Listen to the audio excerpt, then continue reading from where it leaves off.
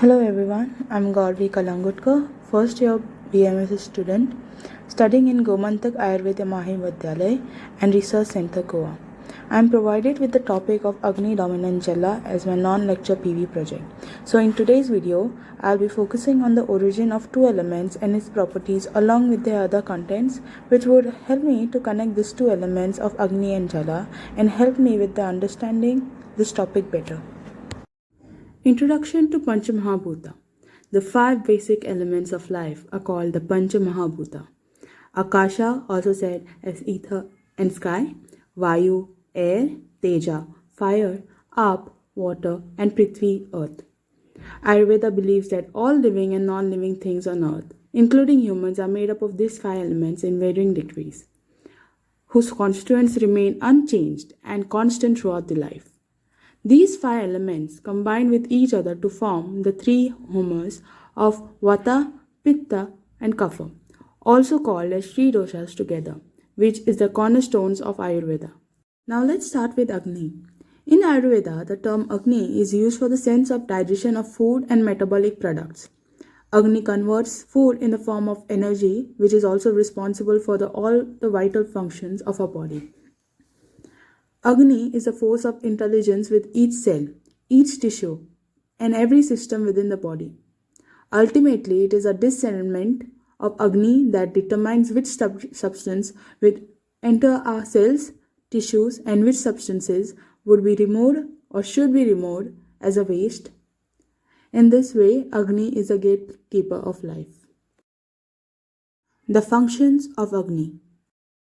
Agni governs transformation, digestion, absorption, assimilation, the topic that we are very known to, the creation of digestive enzymes, all the metabolic activities, strength, vitality, tissue nutrition, the production of ojas, tejas and prana, skin color, complexion, glow and lustre, the maintenance of body temperature, patience, stability, longevity, mental clarity, intelligence, flow of cellular communication, alertness, affects and enthusiasm of lives, courage, confidence, joy, laughter and contentment, discrimination, reason and logic. All these are functions of Agni. General support for Agni. Eat well with mindfulness, meaning eat well as in eat healthy, with mindfulness without the tension of gaining weight or something like that. Avoid Agni inhibitors, as in which increase heat inside our body, as in, for example, mangoes, and support digestion after eating, which is very important. Undertake a dietary cleanse periodically, which is also said as fasting, we can say like that, and engage in appropriate exercise, which is very important for our body to maintain health and physical fitness. Jala. The word Jala literally means water or any fluid. It is also known as Apa Mahabhuta. The word Ap also means water. It is one of the among the Pancha Mahabhuta. The fluid content inside and out of the cell corresponds to the Jala Mahabhuta. The fluid content inside and out of the cell corresponds to the Jala Mahabhuta in the human body. Jala is one of the 6 basic constituents of holistic human being. Of Purusha, in the person, Ap is represented in the form of moisture, also known as kleda. Characteristics of Jala. A substance with predominance of Jala Mahabhuta possesses the following characteristics. Drava is also fluid. Snigdha is also unctuous. Shita is cold. Manda is slow. Mrudu is soft. Pikshila is slimy. Rasa is taste. Shabda is sound. Sparsha is touch. Rupa is vision. Functions of Jala. Functions during embryogenesis and human body, like Shukra, seminal fluid, has predominance of Apa Mahabhuta. Hence it is termed as Samya, originated from Soma. During embryogenesis, the Jala Mahabhuta maintains the moisture in the fetus. It prevents dryness due to the action of Vayu and Agni Mahabhuta. In the fetus, Jala Mahabhuta is responsible for the development of functions like taste, coldness, softness, and sliminess. All these functions are carried out in a postnatal life too. The gustatory system, including tongue and the taste buds, have predominance of Jala Mahabhuta. In the eyeball, the whitish part represents the Jala Mahabhuta. Application in treatment. The qualities of Jala Mahabhuta are applied in specific treatments. Moisture is applied in dryness created due to Agni and Vayu. Fluidity is applied to improve volume of depleted body components. It is also applied to cleanse channels. Coldness is applied to reduce heat. Softness is applied to reduce roughness. Udaka form is best for production of soothing effect and refreshing agent.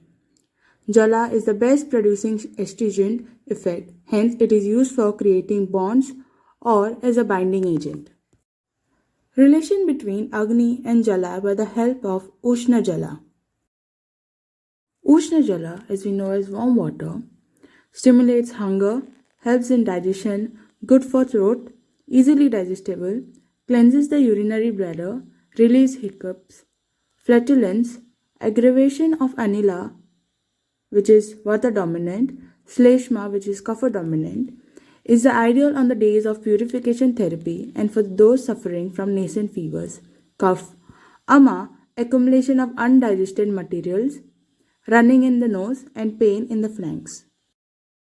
Some mentions and indications of warm water are found in classical Ayurvedic text as hot water shouldn't be used for achamana, that is intake or sip of water. Achamana is done before commencing worshipping of God or after riding a chariot. Warm water is considered as the best anupana after drink, after consuming food made up of pista, which is also known as flour, and are hardly digestible. Warm water mixed with salt should be given for emesis to the patient suffering from indigestion. Water from different sources should not be drunk till the digestion of first water, and if uncooked water taken previously has not been digested, cooked water should not be taken over it or vice versa. Rupa quality. When Jala or water element is formed from Agni, it inherits the quality of its immediate predecessor Agni, that is, Rupa quality along with the qualities of Vayu, Sparsha, and Akasha, Shabda. We know that Shabda and Sparsha qualities are already present in Agni along with Rupa.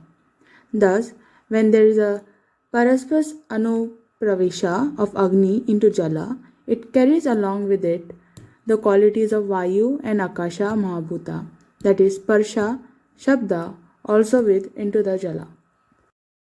Experiment for Agni dominant Jala. This experiment was suggested by Miss Mohanty ma'am to me.